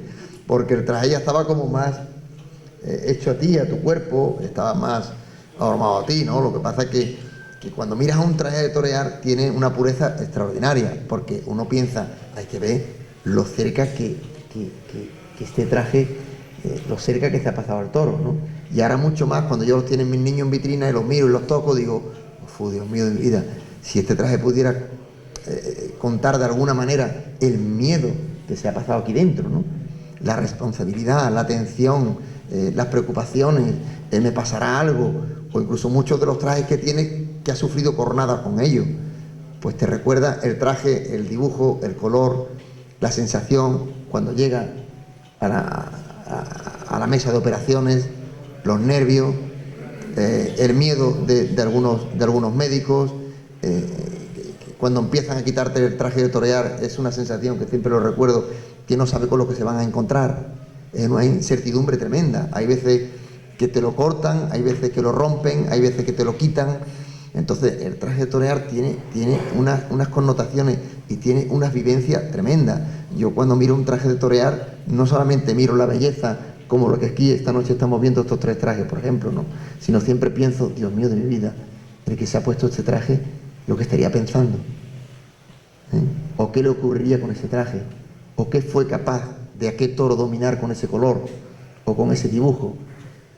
Lo que significa un traje de torear es una grandeza tremenda, es vestirte de valor, llenarte de valor. Yo creo que un torero una vez me dijo, mi amigo, el gran amigo nuestro de todo, Paco Ojeda, le digo, Paco, hay que ver nosotros con un toro en la feria. Mira, nosotros con zapatillas de deporte y un pantalón vaquero somos capaces de torear todas las ferias de Villa, tal como estamos. Lo malo es el traje de torear. Y es verdad, lleva razón, porque cuando uno está de paisano, o estás con un pantalón vaquero, o estás en un tendido, tú dices, te ves con capacidad. Pero lo malo es aguantar el tirón del traje de torear. Esa pregunta es muy bonita la que me has dicho, porque muy pocas veces se cuentan. Pero el ver el traje de torear, cuando tú llegas a tu habitación, al hotel, y lo miras, y tienes ciertas sensaciones con él, y dices, Dios mío, a ver si este color me da suerte, Dios mío, este dibujo que me proteja, o esta sensación del dibujo, en caso que me ocurra a alguien, que el traje te lo puedan quitar rápido. Todo eso se piensa. Entonces, las sensaciones de un traje tienen unas connotaciones tan fuertes y tan especiales, que cuando uno lo toca o lo acaricia, o tiene la capacidad de tocar un traje de torear, estás tocando personas que con ese traje tienen la vida y la muerte en sus manos. O tiene su muerte o tiene su vida, porque indudablemente, normalmente hablamos de la muerte del toro, pero bien es verdad que los toreros pensamos que nos puede ocurrir algo, aunque a veces cuando vamos a hacer el paseillo intentemos quitárnoslo de la cabeza, pero eso existe. Y entonces, pues claro, esas connotaciones de un traje de torear, pues cuando lo ves y lo miras, pues te da una sensación de respeto tremendo. Tanto respeto te da que te quita la fuerza, porque estás muy bien en tu habitación, estás nervioso, pero estás bien, físicamente te encuentras bien, pero una vez que te colocan el traje de torear, intentas crecerte como cuando un caballo lo ves en la cuadra y lo ves ahí que parece el caballo, que no tiene ninguna vista, y te ponen el traje de torear y ya está aquí, ¿no? Preparado para ir a la plaza de toros, y te engrandece. Lo cual esa es la vivencia que yo he tenido con el traje de torear. Por eso yo le tengo tanto respeto al traje de torear. Y cada vez que una persona se viste de torero, y yo lo puedo decir ahora que estoy retirado del toro, le doy tanta importancia, porque en sus manos va prácticamente la vida. Y todos los que estamos aquí ahora mismo, o bueno, en este caso yo que me he puesto delante del toro, y ahora hablo en nombre de mis compañeros, no por mí, porque yo, gracias a Dios, después de 26 jornadas estoy bien. Pero todos los que estamos contando esto, o en este caso yo todo lo que estoy contando esta noche, yo estoy aquí gracias al avance de la medicina, porque si no yo no lo podría contar, estaría muerto como el toro. Esa es la realidad de todo esto, ¿no? Por eso hoy en día yo, que estoy retirado del toro, cuando veo a mis compañeros y cuando veo a los toreros, siento una admiración tremenda por lo que ellos sienten. Siento una admiración tremenda por esos toreros que van a hacer el paseillo, y tú dices, Dios mío, cómo tan jóvenes le dan 10 minutos para solucionar su futuro. O cómo ese torero que está en plan triunfador y que es figura y que a lo mejor tiene su vida resuelta, cómo tiene la capacidad de que le dan 10 minutos y puede morir. Esa es la grandeza de la tauromaquia, esa es la grandeza del toro, esa es la grandeza del respeto hacia el toro. Y cuando hablamos del toro, del animal, de los animalistas que no nos entienden, tienen que entender que le damos esa posibilidad de belleza al toro, y ese respeto y esa admiración al toro. Por eso somos capaces de ofrecerle prácticamente nuestra vida al toro, porque es la única manera de amar y de respetar al animal que entrega tu vida para hacerte a ti grande. La única manera que existe desde mi punto de vista es ofrecerle tu vida. Y eso es la realidad. Lo que ocurre es que luego, en la vida nuestra, tenemos a grandiosos médicos que son capaces de salvarnos la vida. Pero bien es verdad que el toro se ha llevado parte de nuestra vida, porque nunca más, por lo menos yo hablo por mí, llegas a ser normal.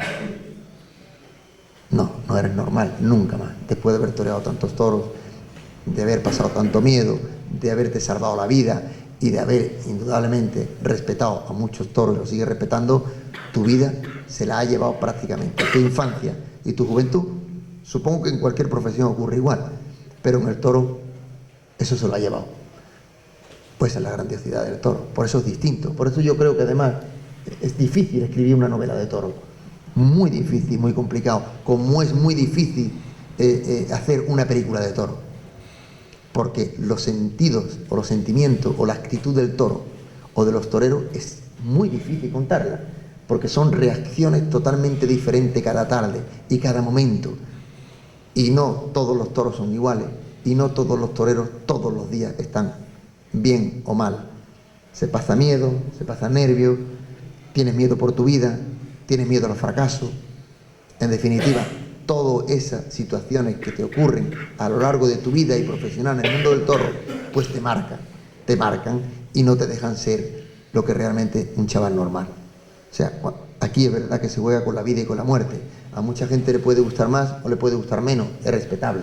Pero indudablemente, lo que no cabe la menor duda, que cuando alguien va a una plaza de toros va a ocurrir algo que nunca más va a volver a ver, porque es irrepetible, porque las reacciones de un ser vivo con el toro y las reacciones de un torero serán todos los días totalmente diferentes y ocurrirán 500 milagros en 10 minutos. Y en 10 minutos alguien puede alcanzar la gloria, pero en 10 minutos también la puede perder. Y esa grandeza, en definitiva, es lo que es la tauromaquia.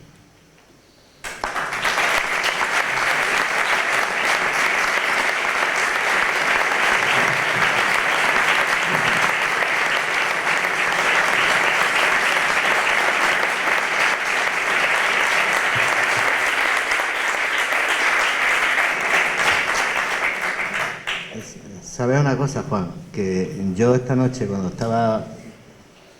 cuando venía con la entrevista bajo el brazo, te lo he dicho, he participado en tantos debates, te he escuchado en tantas cosas que quería huir, no sé, si del Espartaco, que tiene 20.000 anécdotas.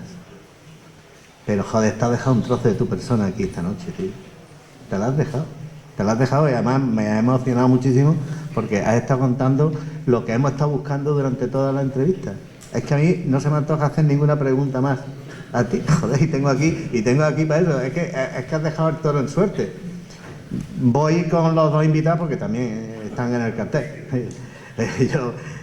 Uno es pacífico, ¿no? Evidentemente hemos hablado de cualidades físicas, de masa, aceleración, da igual, pero quería que calibraras como aficionado lo que significa admirar que con toda esa dinámica, con toda esa fuerza, con toda esa masa, con toda esa aceleración, haya un tío que provoque lo que llamamos el temple, que es quitarle el tiempo al toro y ponerlo en otra marcha y en otro reloj, ¿no?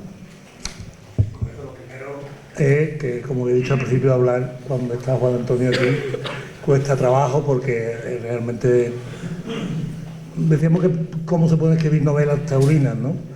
Pues yo creo que simplemente escuchando a los toreros, yo creo que esa es la clave, porque su mundo es muy especial. Yo creo que efectivamente pocas veces se ha acertado, un número muy pequeño de veces se ha hecho literatura o cine acertando pero la razón es porque para poder lograrlo hace falta convivir con el torero, efectivamente lo has dicho tú, Paco, hace falta montarte el coche con ella, pero no solo eso, también estar muchas veces con él y también escuchar mucho. Una de las cosas más bonitas que yo he tenido como aficionado, porque he tenido la suerte de poder vivirlo, es participar en muchísimas actividades con figuras del toreo.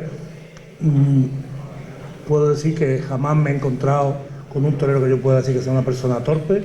Una figura del torero siempre una persona inteligente, es una clave fundamental, con una formación que a veces puede ser más o menos formal, pero siempre una formación personal, porque tiene una costumbre grande de enfrentarse al público, como por ejemplo hoy, a ser capaz de hablar en público y escuchando, pues realmente es la forma de verdad de llegar a sentir, lo que bien ha dicho Juan Antonio, a sentir las cosas de tal manera que al escribirlas, filmarlas, realmente esté representando la visión del torero. Por eso seguramente las publicaciones respecto a la tauromaquia, que tienen que ver con los toreros, más cercanas a la novela son sus biografías, y casi siempre los autores utilizan la primera persona para hablar de ella, porque es la voz del torero la que busca a la gente, ¿no? Yo pienso, además, Juan Antonio, que lo ha explicado perfectamente, ¿no? En definitiva, es que por más que uno sueñe cómo tiene que ser salir a una plaza, hay un día en el que tú eres el torero, él, en este caso, el momento que se pone el traje, está señalado como la persona que tiene que conseguir que lo que estamos hablando suceda. Ya no es una persona cualquiera anónima, sino que es esa persona. Y luego hacen una cosa a los toreros que a mí me impresiona muchísimo, ¿no? Para enlazar con la pregunta que me ha hecho, ¿no? Y es que todo esto que estamos hablando lo hacen saliendo a un coso donde hay miles de personas viéndolo. Miles de personas viéndolo.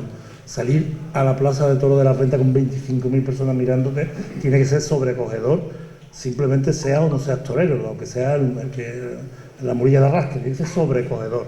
De público es sobrecogedor, pues no digamos. En definitiva, lo logran, como estaba intentando explicar, logran los toreros el milagro por la enorme preparación que llevan. La formación de un torero es un proceso muy largo y es constante y permanente la necesidad de entrenamiento para que eso suceda. Justamente por lo que tú has comentado, porque a fin de cuentas, ya lo he comentado antes, se trata de conjuntar trayectorias y se trata de conjuntar velocidades. Y eso no es una cuestión automática, sino que tiene que lograrse mediante una técnica que finalmente también supone que el torero enseña a un toro que tiene las aptitudes como para lograr esa conjunción. Y bueno, pues ahí lo logran a través de una preparación intensísima, que finalmente se transforma en arte, porque eso ya lo tiene cada cual, porque hay toreros que son capaces de expresar esto que estoy comentando de una forma que llega muy claramente al público, Yo tengo que reconocer que no veo claro muchas veces, cada persona tiene sus sensibilidades. Yo tengo a Miura aquí en el móvil, porque ese es un tipo de toro que me gusta a mí, me gustan los toros difíciles, me gusta ver cómo un torero bueno se enfrenta a un toro difícil y lo torea de verdad, exponiendo con pureza, con verdad. La palabra verdad es una palabra que me gusta mucho cuando hablo del mundo de los toros. Otra persona irá con otra visión de las cosas y se entusiasmará por otra, pero la realidad es que eso a mí siempre me ha parecido mágico, que los toreros consigan esa transmisión extraordinaria, como bien ha dicho Juan Antonio, en 10 minutos que le da, y 10 minutos de los cuales tiene que gastar 2 o 3 en doblarse al principio, poner al toro, moverlo, enseñarle, y luego después estamos hablando de Juan Antonio de 25 o 30 pases, y eso es una faena. Y de repente se ha producido una magia, como bien ha dicho él, irrepetible. Hostia. Vamos a ir cerrando el debate porque nos han dado ya un aviso. Y uno lleva a otro, y cuando te das cuenta ya no te funciona el verduguillo ni te funciona estar toro en el corral. Juan, en lo más breve que pueda ser, por favor, pero quiero cerrar, antes de dar la palabra al público, como un hombre humanista que eres, como una formación humanista, como los valores que más miras en un torero cuando has descubierto la fiesta, ¿cuáles son los que más te llegan? Te lo digo porque tienes ahora mismo uno cerca, ¿no? Pero yo sé que eres un hombre que tiene una mirada que no mira como los demás, mira buscando una entelequia difícil a veces de poner en pie. ¿Qué es lo que más te llama de la personalidad de un torero? Y vamos a ir cortando para entrar en el debate con el público.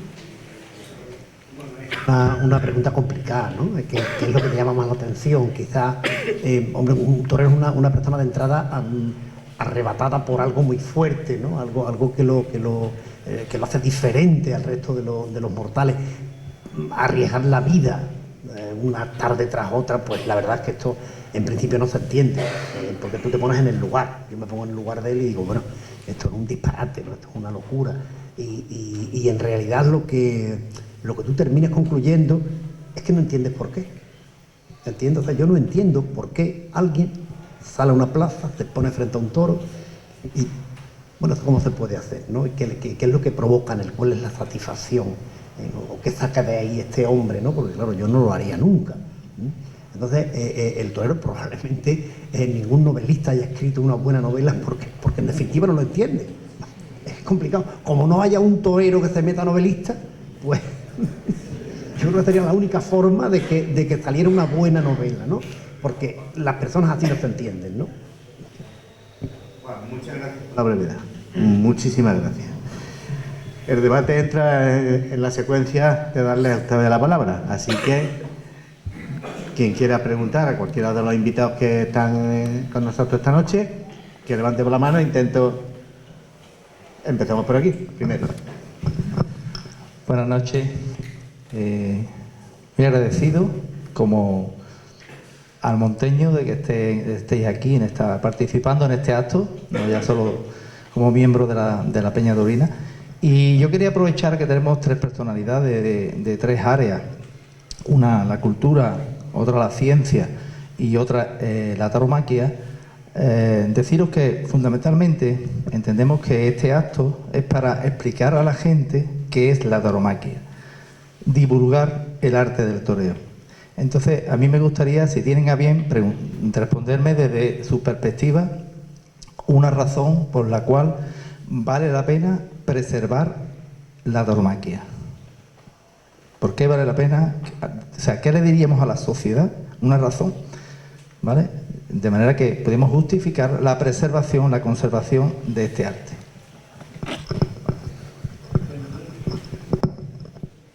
Yo creo, no lo hemos comentado en este debate, pero los toros como animal de la dehesa y del campo, del mundo rural, juegan un papel fundamental para la conservación del medio ambiente. Hay personas, hay conciudadanos nuestros que pueden pensar que llueva es una casualidad o que llueve por... No, todo tiene su motivo, y el motivo es que hay que hacer un uso equilibrado del medio ambiente. Y el toro bravo está en el campo bravo porque en unos terrenos muy complicados y muy pobres, pues es una explotación importante. Eso para empezar. Por tanto, incluso con los valores más modernos que uno quiera tener de la ecología, cosas, ya merecería la pena defender al toro bravo como animal. Luego, por otro lado, sucede que el toro es un animal vacuno, y todos los animales vacunos, como toda la ganadería, la cría el hombre para que mueran como el hombre determina, ¿no? Por lo tanto, ¿qué de raro tiene que un toro muera en la plaza? Eso sería un segundo motivo para decir, bueno, pues que es lo raro. Todos los animales que tenemos, hasta nuestras mascotas, terminan muriendo según los seres humanos determinamos que ha llegado su hora, porque un toro que no vale va al matadero y nos lo comemos. Es que sí, que eso por otro lado. Y esas son razones puramente prácticas, que además se vinculan con otra de mis especialidades, la económica, porque es que hace falta dar de comer y tener un campo vivo y tener personas que tengan empleo, etcétera, etcétera. Eso para empezar, desde esa perspectiva. Y luego después desde otra perspectiva, es porque es una tradición bellísima, rodeada de cultura, de expresión cultural, de autenticidad, como comenta aquí en las intervenciones, de hecho irrepetible cada día. A mí me parece que lo más que puede pasar es que una persona no lo entienda y simplemente no vaya a los toros, y que nos deje a los demás y a los toros todo lo que nos dé la gana. Y también yo creo que una cosa importante que debemos entre todos lograr para convencer a la gente es que hay que despolitizar los toros. Esto no, la política y los toros no tienen nada que ver y son realidades disjuntas. Hay gente que utiliza los toros a favor o en contra para obtener votos, y los aficionados, eso pues no, a mí me molesta sinceramente, la verdad, de tal manera que se aproximen a los toros sin prejuicios y que no intenten que les guste, porque esto es una cuestión que es muy importante también ser consciente, que a los toros a casi todas las cosas que nos gustan nos aproximamos porque alguien ha hecho propaganda, porque nos ha vendido el cantante, porque nos ha vendido el producto. Y sin embargo no, yo he comentado antes que me ha costado decenas y decenas de corridas de toros poder disfrutar de la cuestión, de manera que se acerquen a la tauromaquia sin prejuicio y que la disfruten y que la conozcan, ¿no? A eso es lo que les recomendaría. Gracias. Bueno, en realidad, por lo que la línea que decía Antonio, ¿no? En principio, bueno, que vaya el que quiere, y el que no quiera que no vaya, vamos, que la cosa no va más. La cuestión, creo que la tauromaquia es una tradición que se ha ido elaborando durante mucho tiempo y que ha llegado a unos niveles de perfección importantes. La tauromaquia no es milenaria, la tauromaquia pues empieza más o menos a sistematizarse en el siglo XVIII, ¿no? Y en el XIX, en fin, se va ya más o menos poniendo en orden. Creo que la gran época del toreo es finales del XIX y media mitad del XX, ¿no? La primera mitad del XX, y creo que ahí se ha llegado a un nivel de depuración importante. Creo que es una tradición y es una fiesta única, realmente única, y que un trabajo prolongado a través de 200 años hay como mínimo que respetarlo, ¿no? Entonces, pues, simple y llanamente que, bueno, que lo que una sociedad ha estado engendrando y ha estado trabajando durante décadas, durante 2 centurias o 3 centurias, hay que respetarla, como a tantas otras tradiciones. Y como decía al principio, al que le guste que vaya y al que no le guste que no vaya, simple y llanamente, ¿no? Que no.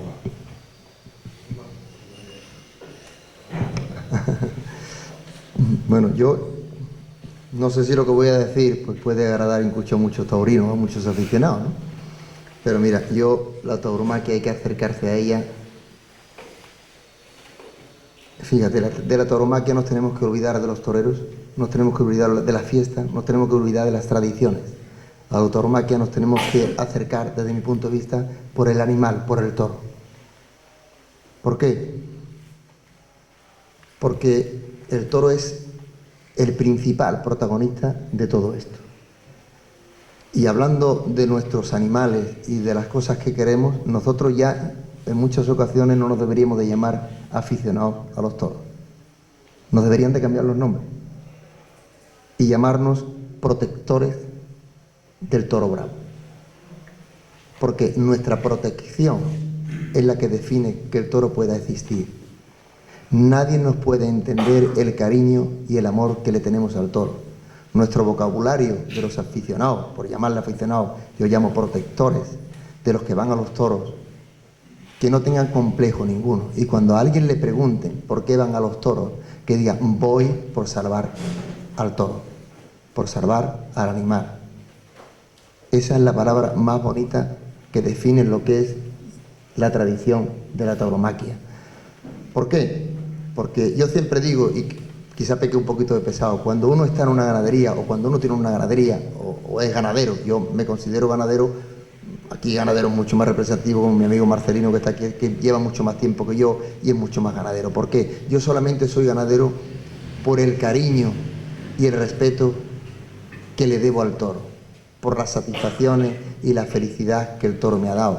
Cuando mis hijos me dicen, papá, esto no lo podemos mantener, yo siempre les digo, nosotros tenemos esto por el toro. Y ellos tienen la posibilidad de disfrutar el campo y nuestras cosas exactamente igual que nosotros. Y cuando un toro va a la plaza, la gente tiene que entender que cuando lidia 30 toros, hay 460 o 470 familias en el campo que viven por un toro que va a la plaza.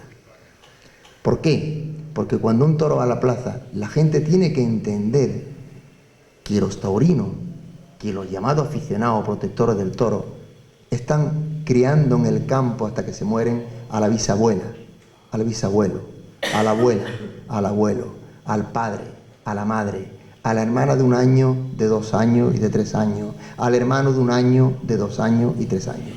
Y que todo eso es gracias a un toro que muere en la plaza. Un toro que muere en ataque, en lucha. Que indudablemente el toro, los que conocen el toro y la ganadería brava, sabe que entre ellos defienden su territorio a muerte. Y se matan entre ellos por defender a su familia y su territorio. Yo he visto morir un toro en la plaza. A mi amigo Pérez Reverte, que me acompañó durante mucho tiempo, y él es muy animalista también, durante una trayectoria de mi carrera, me decía, ¿pero qué le ves en la mirada cuando un toro está muriendo? Digo, agresividad. El toro no podemos trasladar el dolor físico del ser humano al animal. Él siente agresividad, él no sabe que va a morir, él no sabe lo que le está ocurriendo. De hecho, las cornadas mortales, las más graves, las han pegado a los toros cuando están muriendo. Pero sí he visto la mirada, Arturo, sí he visto la mirada de un toro cuando lo metes en un cajón para llevarlo a un matadero. Y es una mirada de tristeza, de no poder luchar, de no tener la posibilidad de morir luchando. Y cuando un toro va a la plaza, no solamente lucha por él mismo, sino tenemos que entender que lucha para mantener a toda esa familia que hasta que muera de viejos, mueren en el campo. Y eso solamente se da que yo conozca en el toro. que un toro sea capaz de cuidar de 10 de su familia, eso nada más que ocurre en el toro. Y eso es lo que tenemos que llevar a la gente, a explicarle, a contarle, y que la gente pueda llegar a entender que cuando vaya a los toros, pero usted viene a divertirse porque le gusta el toro. No, yo vengo a defender el toro, yo vengo a proteger el toro, y gracias a una entrada que yo pago, que me puede gustar un torero más o me puede gustar menos, pero gracias a la entrada va a poder todavía seguir habiendo toros en las dehesas, porque si no se extinguirían, porque mantener a un toro es muy complicado, y mantener por un toro, mantener a 10 de su familia, eso ya es totalmente imposible. Por lo tanto, yo lo que pediría a los aficionados que vayan a una plaza del toro, que se sientan orgullosos, no solamente por lo que les guste, sino porque gracias a ellos van a seguir viviendo toros bravos en nuestras dehesas. Así hay que ir a los toros, y así hay que defenderlos. Y la verdad es que cuando un toro tiene esa belleza, esa plenitud, esa fuerza, cuando lo ves en el campo, cuando vive con ellos, la gente se piensa que no lloramos cuando embarcamos un toro, que lo estás criando durante 4 años. Lo que ocurre es que luego llegas y después de ver morir a ese toro con esa bravura, esa fiereza, ves y das una vuelta por el campo y ves a parte de su familia y dices, gracias a este que ha muerto, estos todos pueden vivir. Y aquí ocurre algo en el toro que a lo mejor no queda bien contado, pero yo lo cuento a mi manera, que no ocurre en el ser humano. Nuestros abuelos, nuestros padres, luchamos porque nuestros hijos tengan ciertas ventajas o ciertas oportunidades, o intentamos ayudarles para que no les ocurra nada, e intentamos cuidarlos, y los abuelos mucho más. Yo ahora que voy a hacer abuelo. En el toro no. En el toro el más fuerte es el que va a la plaza a morir para mantener a todos sus seres mayores, para que sigan viviendo sus abuelos, sus bisabuelos y sus padres. Y da uno la vida, que es el toro, pero la da con la bravura y la fiereza, y demostrar que es un animal totalmente diferente, y que es un animal que necesita la corrida de toros, la tauromaquia, para poder seguir viviendo toda esta vida. Y eso es lo que tenemos que ir a los toros, sin tener complejo, sin decir yo voy a los toros. Tenemos que decir ya, mire usted, yo voy a los toros porque además con mi entrada voy a colaborar a la protección de que el toro bravo no se vaya a extinguir nunca. Y así estaremos todos más tranquilos. Y creo que llegarán a entendernos. Y si no nos entienden, por lo menos que nos respeten.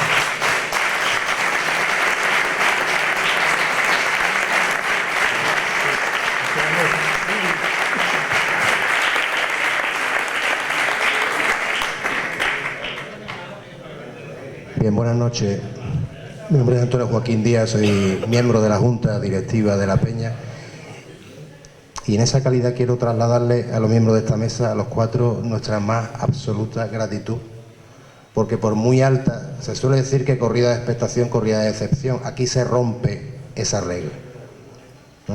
La expectación era muy alta, pero el resultado ha sido mucho más alto. Es para nosotros un verdadero privilegio haber podido disfrutar de sus palabras hoy aquí, de lo que creo y creemos que le hemos aportado a la fiesta de los toros esta tarde.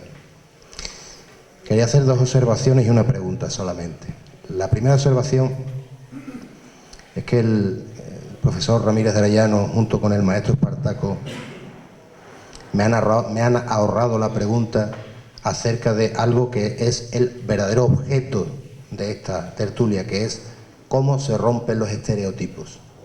A mí me han preguntado más de una vez, hoy mismo me lo han preguntado, ¿pero a ti te gustan los toros? Porque claro, aquí hay que parecer, no sé qué imagen es la que da un taurino, pero no sé realmente si yo la doy o no. Lo que sí es cierto es que ese amor lo lleva cada uno dentro, ¿no? A su manera. Y lo que hemos intentado, como hablamos el otro día en el Corralón de Emilio, ¿no? Decíamos, ¿qué es lo que vamos a contar? Vamos a contar que aquí cabe todo el mundo. Ese es el mensaje de hoy y creo que se ha quedado muy claro. Por lo tanto, en esa medida estamos muy orgullosos. A Juan Villa le decía el presidente Emilio cuando intervino que representa el pasado, el presente y el futuro de este pueblo. Y me parece que eso es algo muy bonito y muy importante, Juan, porque creo que es necesario demostrar que en Almonte, pueblo tan particular como el nuestro, y tan único también, tan bravo, se puede y se debe ser capaz de mantener la tradición, la costumbre, el amor por las raíces, pero también mirar al futuro de cara al humanismo, a la cultura, a la apertura y al conocimiento. Y creo que tú representas perfectamente eso. Y por último, maestro, le quería hacer la misma pregunta que le hice en la primera sesión al maestro Paco Ojeda. ¿Qué da más miedo, la muerte o el fracaso? La muerte espero no conocerla durante mucho tiempo, pero el fracaso sí lo he conocido. El fracaso da mucho miedo, lo que te puede llevar al fracaso, ¿no? Yo creo que el fracaso es lo que te preocupa, no el fracaso personal, sino el fracaso de lo que esperaran de ti y tú no dar lo que realmente mucha gente confiaba en ti. Yo creo que el fracaso de lo que yo conozco es lo que más me asusta. La muerte espero que tarde en conocerla, pero el fracaso sobre todo. Y el público también te da mucho miedo, la responsabilidad de querer estar bien. Y sobre todo quiero contar también, aparte de lo gusto que hemos estado aquí, que la bravura de Almonte la conozco bien. Porque la única vez, yo lo cuento por ahí a mucha gente, en todo sitio, y nadie se lo cree. Yo estuve un día en un festival benéfico, en un sitio en España, sobre todo lo he contado en América, en Almonte, que realmente ocurrió algo especial, ¿no? Y es que yo nunca había visto eso. Y cuando lo cuento la gente te piensa que es una anécdota mía que la estoy contando, pero que no ocurrió. Sí ocurrió. Aquí se escapó un toro con 500 kilos, todo el mundo gritando, todo el mundo chillando, los niños llorando, se salió el toro por la plaza y de pronto llegaron 4 o 5 almonteños, no me acuerdo, con el toro debajo del brazo, o sea, entraron en la plaza y lo único que dijeron, maestro, ¿dónde lo quiere? Eso solamente ocurrió aquí.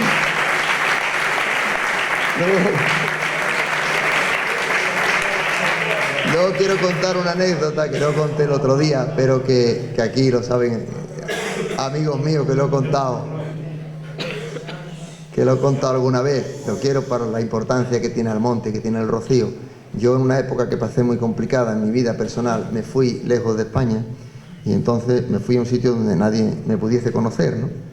Porque no lo llevaba bien, una situación complicada, difícil, y no lo llevaba bien. Total, que me fui a Fenia, a Colorado, y me fui a vivir con los navajos, ¿no? Con los indios, con los navajos y los apaches, ¿no? Y entonces, en esa época que estuve allí, en el Cañón del Colorado, con una reserva india, había muchos rezos, ¿no? Y llegó uno de los indios, que eran indios, porque allí no dejan entrar, solamente tienen que ser indios, no pueden entrar ni la policía, ellos son los que realmente organizan esa zona, ¿no? Y entonces había muchos rezos. Entonces, en uno de los rezos, fíjate, me emociono todavía al contarlo porque yo estaba pasando una situación complicada, me dijo, este es uno de los sitios, hablando un poco español, pero no muy buen español, me dice, para rezar, esto es donde vivían los navajos y los apaches, estaban rezando, hay otro sitio en India, no me acuerdo el sitio que me dio de India, y hay otro sitio muy especial en un país que se llama España, que es el Rocío. Yo me puse a llorar como un niño, porque no podéis imaginar lo que fue aquello, porque ni ellos sabían ni yo quién era. No sabían de qué lugar, porque tú dices que es de España, no conocen nuestro país, no lo conocen. Tú dices España, ellos piensan que es Europa, pero no España, y menos en aquella zona.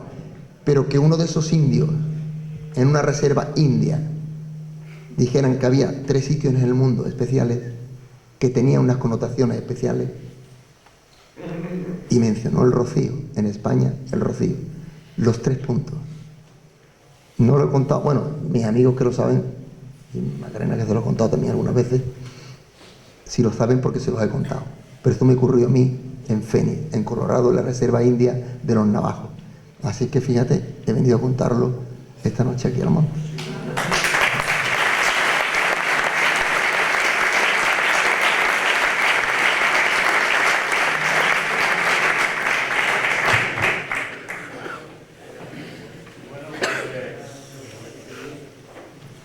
Hasta aquí llegó el paseillo duro que teníamos hoy, uno se relaja, la verdad. Me he quedado aquí con más preguntas para Juan Antonio, pero como ya no hay tiempo no se las voy a hacer, ni las voy a desvelar para la próxima. Sí le quería decir, porque creo que ha sido una mesa tremendamente amena. A veces engranarla, bueno, pero sois personas que había entregado, o sea, en vuestra faceta había entregado, y eso yo lo he percibido, ¿no? Juan hablaba del toro, y es verdad. Y da la puñetera casualidad de que estamos viviendo en la provincia, en el sitio, en el único sitio del mundo con más diversidad ganadera de encastes históricos que hay en todo el mundo. Ahí hay un ganadero que tiene Benítez Cubero, Puro, Cuadri, Villamarta, Marqués de Domé, Santa Coloma, Núñez.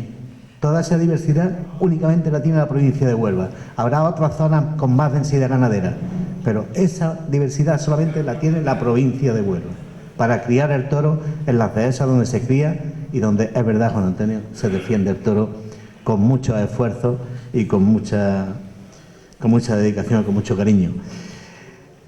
Yo voy a terminar porque ahora me toca presentar la parte comercial, pero antes, para mí ha sido maravilloso estar esta noche aquí, sinceramente, por la mesa, por ustedes, por vuestro silencio, por vuestro respeto, y porque, independientemente de todo, después de todos los esfuerzos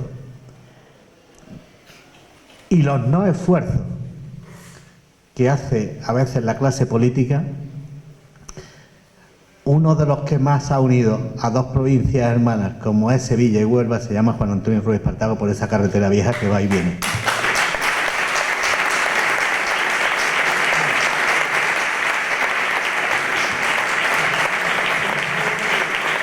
Paco. Parte comercial. Vamos a... Si lo que vais a hacer vosotros, es que queda raro que lo haga yo, que me tiene... Sí, vale.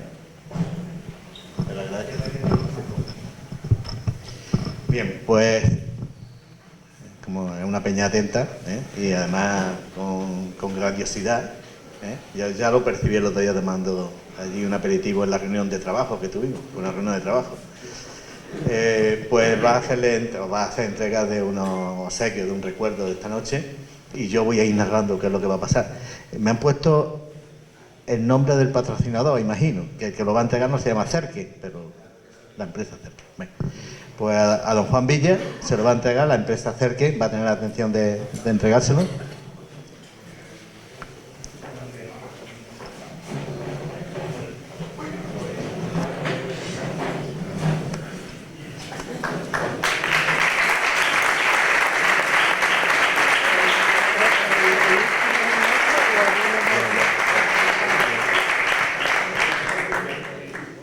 Antonio Ramírez de Arellano se lo va a entregar a la empresa Camifer.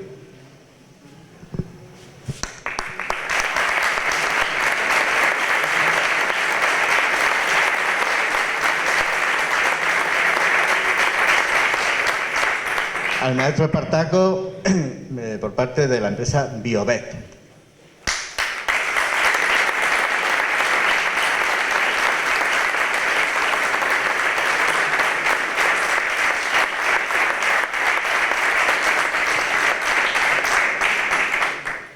Y al alguacilillo de esta noche se lo va a entregar el Ranchito Eventos. Así que suelta el micrófono.